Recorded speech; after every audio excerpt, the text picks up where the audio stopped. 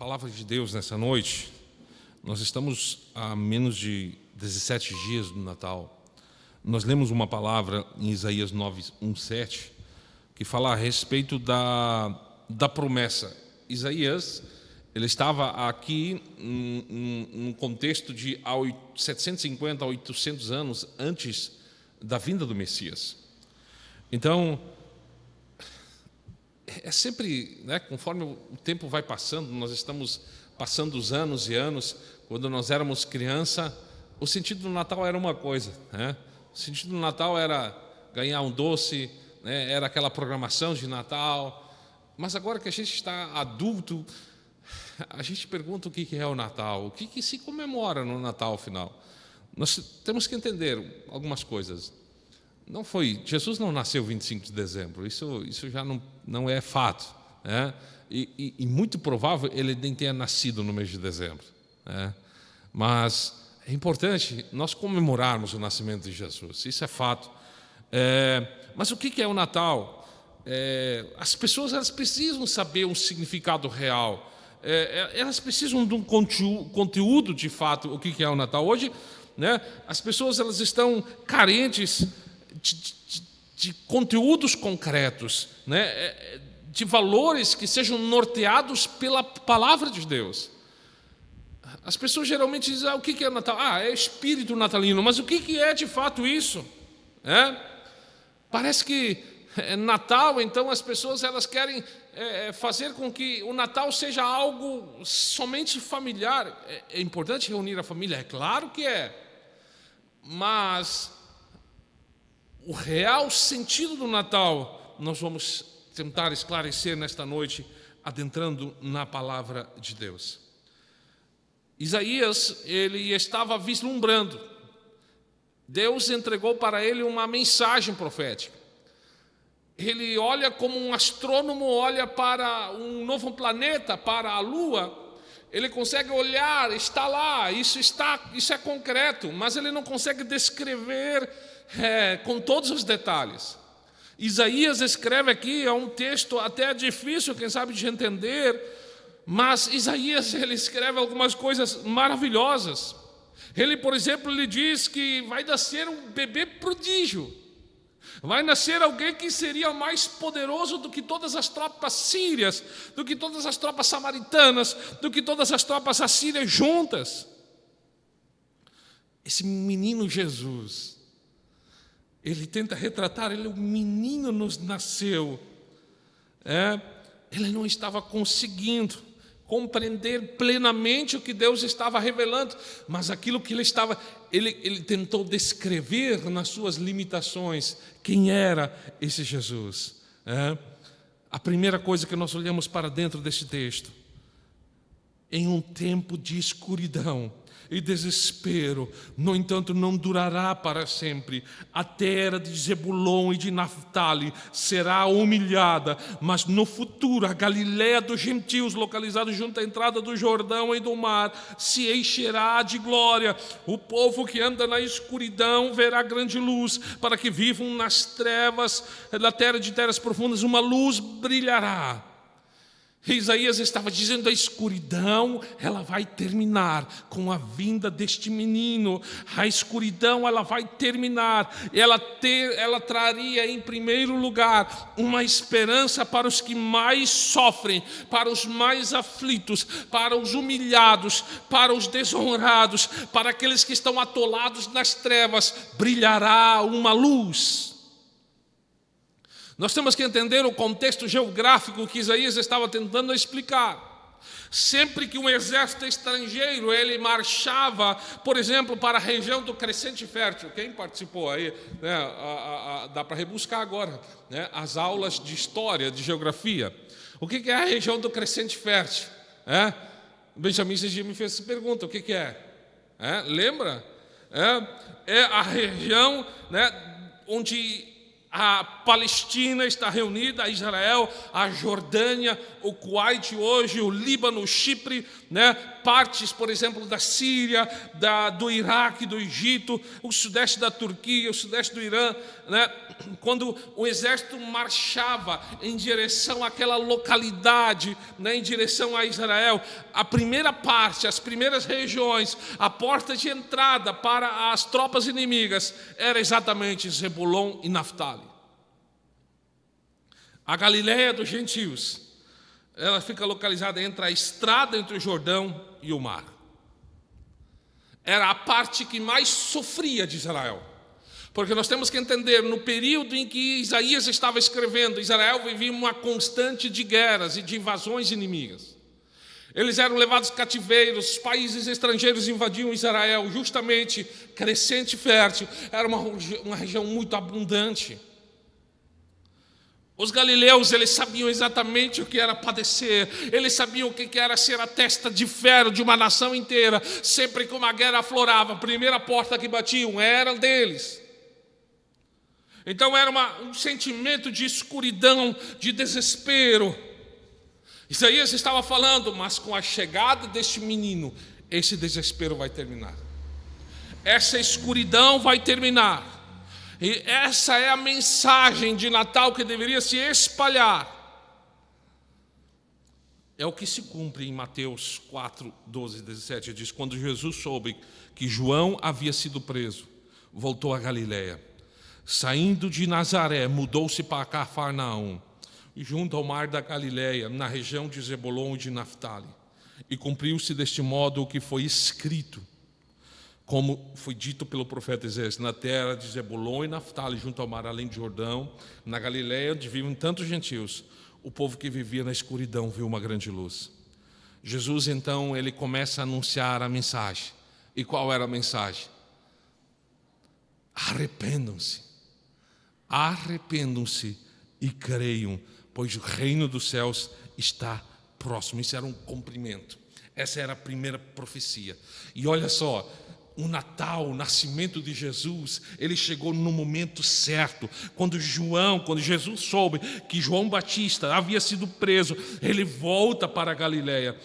Saía de cena o holofote, lembra que nós falamos aqui? Saiu de cena o holofote que falava de Jesus e entra em cena o principal, que era Jesus. Terminava a fase de preparação e entrava a fase de produção.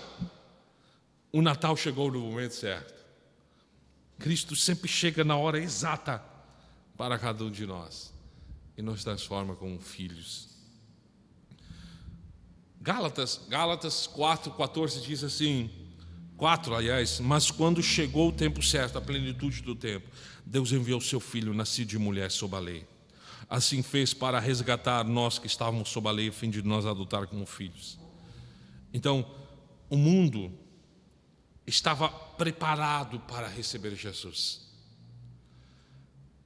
Todos os romanos, o contexto romano, por exemplo, nós temos que entender que quando Jesus nasce, é por isso que eu gosto muito dos filmes de época, porque parcialmente eles retratam com fidelidade os contextos históricos que acontecem. Por exemplo, na questão geopolítica, os romanos, por exemplo, a unificação das cidades-estado, das estradas, segurança, o exército romano estava sob controle de tudo. A questão intelectual, os gregos, eles eram os que desenvolveram a questão do idioma, da mente investigativa. A mente deles estava se abrindo para novas filosofias, novas doutrinas. A questão religiosa propriamente, com os judeus, a questão do monoteísmo, a esperança messiânica. Cristo, ele chegou exatamente naquele contexto. Ele chegou exatamente naquele momento. Então, Cristo nasceu no momento certo. No momento certo. E, claro, aconteceu também através do meio certo, do contexto certo.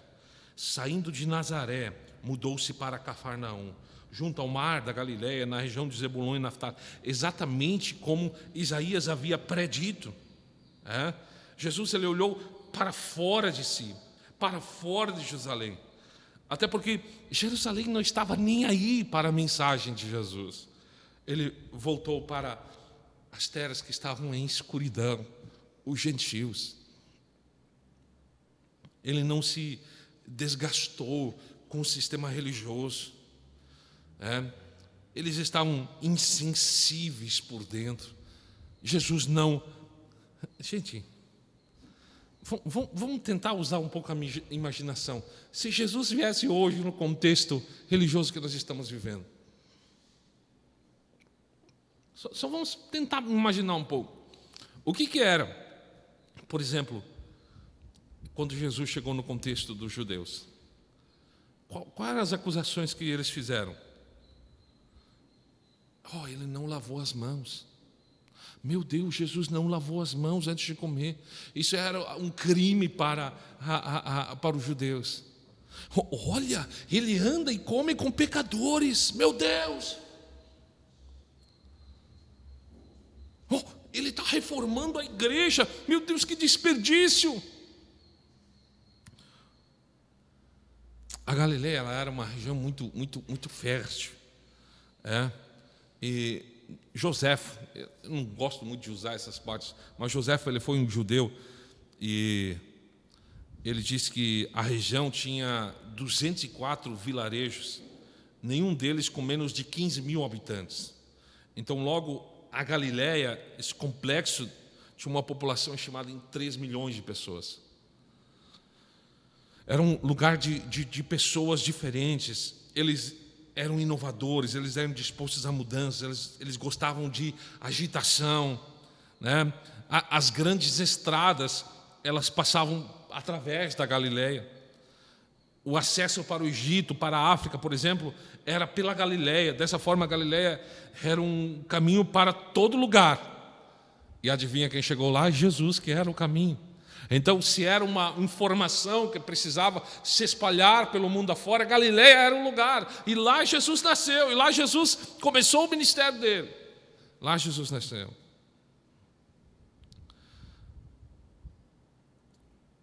Ele aconteceu com a mensagem certa. Os judeus, eles estavam esperando um libertador. Os judeus, eles estavam baseados na profecia de Isaías, eles estavam esperando alguém que viesse libertar eles daquele sistema, né? Hoje, por exemplo, se nós vamos analisar, viesse alguém para o Brasil, qual é a primeira coisa que nós estamos esperando? Por isso a igreja, eu não estou aqui fazendo uma acusação, por isso a igreja, ela idolatrou tanto, por exemplo, a extrema-direita. Eu não estou falando, né, porque eles idolatraram um homem. Eles colocaram todas as suas esperanças em um homem. Quem é que faz isso? Um sistema religioso. Qual deve ser a nossa esperança? Deve ser Deus. Deve ser Cristo. Ele é o nosso libertador. Ele é o nosso Senhor. Nós não podemos colocar a nossa esperança sobre homens. E a igreja brasileira, infelizmente, ela fez isso. Eu não estou falando se ela fez do modo errado. Ela fez do modo errado. Então, qual é a mensagem que Jesus trouxe? Arrependam-se, pois o reino dos céus está próximo. O povo que andava viu uma grande luz. Jesus, pois, viveu entre eles, fez milagres entre eles, cuidou deles com compaixão e pregou a mensagem do reino. Arrependam-se e creiam, o reino dos céus está próximo. Essa é a forma de Deus trabalhar. Essa é a forma que Jesus nasceu. Deus faz Jesus nascer, habitar na vida daqueles que vivem em trevas, né? Escravos do pecado, humilhados pela maldade humana, aflitos de tanto sofrer. Quando Jesus entra na vida de um pecador, geralmente ele entra e começa a trabalhar nas áreas mais escuras, através das áreas mais escuras. Então Jesus traz luz para a escuridão. Essa é a primeira grande notícia. Jesus trouxe luz para as trevas. Luz para as trevas. Agora, as pessoas elas vivem em trevas. Elas estão, quem sabe, aquele que está na escuridão, ele está tão acostumado com a escuridão que ele não quer fazer nada para mudar aquilo. Por isso que Deus tem que tomar a iniciativa. A segunda parte da profecia diz que tu multiplicarás a nação de Israel e o seu povo se alegrará em ti. Eles se alegrarão diante de ti, como os camponeses se alegram na colheita, como os guerreiros ao repartir os despojos. Pois tu quebrarás o jugo da escravidão que os oprimia, e levantarás o fardo que lhes pesava sobre os ombros. Quebrarás a vara do opressor, como fizeste ao destruir o exército de Midian. Então, o nascimento de Jesus, ele traz alegria para a opressão. Deus está fazendo o remanescente dele crescer, foi salvando, foi integrando novos povos, enchendo o coração deles de grande alegria. Eu creio que essa é uma das maiores notoriedades quando nós somos cristãos. Nós conseguirmos nos alegrar em meio ao caos. A nossa vida, ela continua sendo trabalhos, fardos, problemas, mas a nossa alma se alegra no Senhor. A nossa alma se rejubila no Senhor. Quando Cristo ele entra em nossa vida, Ele nos liberta, Ele nos enche de alegria, Ele também começa a trabalhar através de nós. Olha, não há alegria maior do que Cristo em nossas vidas. Nós os pobres, eles pensam que a alegria está em dinheiro. Nós pensamos desta forma, mas não é. Pessoas que têm tudo bem, tudo aquilo que nós não temos, têm os melhores carros, as melhores casas, estão tirando as suas vidas, porque a vida não tem sentido, está uma tristeza. O dinheiro é um acessório, nos traz momentâneos momentos de alegria, é claro que sim, nos traz tranquilidade, é claro que sim, mas não preenche o vazio que está em nosso coração, somente Deus faz isso. Por exemplo, Paulo e Silas, lá em Atos 16:31, diz: eles, Paulo e Silas, responderam: creia no Senhor Jesus, você e sua casa e sua família serão salvos. E então eles pregaram a palavra do Senhor, ele e toda a sua família se converteu ao Senhor. Apocalipse 7, 9 e 10 diz: depois disso vi uma imensa multidão, grande demais para ser contada, de todas as tribos, povos e línguas, de pé diante do trono, diante do Cordeiro, usavam vestes brancas, seguravam ramos de palmeira e gritavam num grande trono, dizendo: a salvação vem de nosso Deus, que está sentado no trono e do Cordeiro. Então, o Natal, o nascimento de Jesus, ele nos traz a alegria, né? Ele nos livra da opressão. Na medida que o Evangelho vai penetrando em nosso coração, vai entrando no nosso coração e se espalha através de nós, nós vamos nos libertando, nós vamos levando a salvação com Cristo. A nossa vida ela é mais floral, vamos assim dizer, mais alegre. Primeiro, o Natal, o nascimento de Jesus, ele traz luz para a escuridão. Ele nos faz ver o verdadeiro sentido da vida, que é crer em Cristo, se arrepender de nossos pecados. Em segundo lugar, ele nos livra da opressão. E em terceiro lugar, o Natal nos traz paz para a tribulação. Jesus, em 9:5, diz que as botas dos guerreiros, uniformes manchados de sangue das batalhas serão queimados, servirão de lenha para o fogo. O profeta Isaías estava, outro modo, dizendo assim: vocês vão parar de fazer guerra, vocês vão parar de atolar as botas de vocês no sangue dos vossos inimigos, vocês vão parar de empunhar a espada, vocês vão ter paz, vocês vão ter um momento de paz, né? Natal significa, sim, rejeição e destruição de todos os instrumentos de guerra, né? Armas, armações, língua. Em Cristo as pessoas não se armaram mais contra as outras. Se você olhar dentro de um contexto, realmente depois da vinda de Cristo, as guerras elas cessaram. De algum modo elas recuaram. É claro que sempre tem, eu não posso falar isso aí vai ser postado, sempre tem alguém que promove uma primeira, uma segunda guerra mundial, mas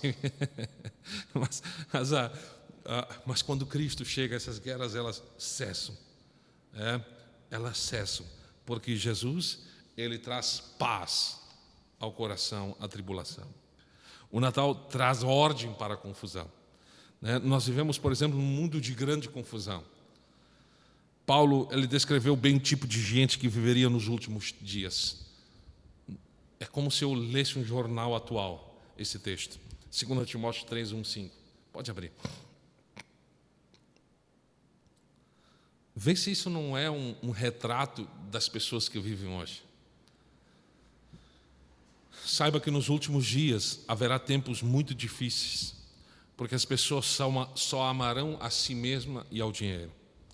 Elas serão arrogantes e orgulhosas, zombarão de Deus, desobedecerão a seus pais, serão ingratas e profanas, não terão afeição, nem perdoarão, caluniarão outros e não terão autocontrole. Serão cruéis, odiarão o que é bom. Trairão, sentido de trair os amigos. Serão imprudentes, cheios de si, amarão os prazeres em vez de amar a Deus. Serão religiosas apenas de aparência, na aparência, mas rejeitarão o poder capaz de lhes dar a verdadeira devoção. Fique longe de gente assim. Imagina um mundo assim. Poxa, mas você sabe, né, por sentir na própria pele, que nós estamos vivendo num mundo assim, caótico. Este mundo é caótico. A boa nova, a boa notícia, Cristo traz. E como é que isso... Mas Jesus, ele já nasceu há mais de 2000 anos. Mas Jesus ainda não nasceu no coração de muitas pessoas. Por isso, aí nós, como igreja, nós estamos ainda nessa face dessa terra. Você conhece pessoas assim. Você conhece a sociedade, ela é assim. Sabe do que essas pessoas precisam? Jesus. E como é que nós faremos com que elas mudem a situação dela, apresentando o Evangelho a elas, convidando elas para ouvir a palavra? O Evangelho, ele é mais eficaz do que uma sessão de terapia. O Evangelho é mais eficaz do que uma consulta com um médico. Não que nós não podemos fazer isso, mas é mais eficaz para um coração perdido. O Evangelho é a única solução. Pois um menino nos nasceu, um filho se nos deu. Esse governo, né?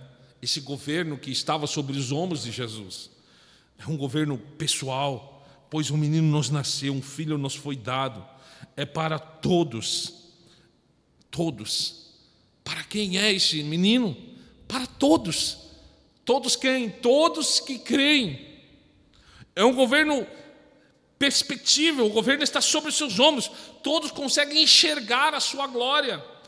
É para sempre, o seu reino jamais terá fim.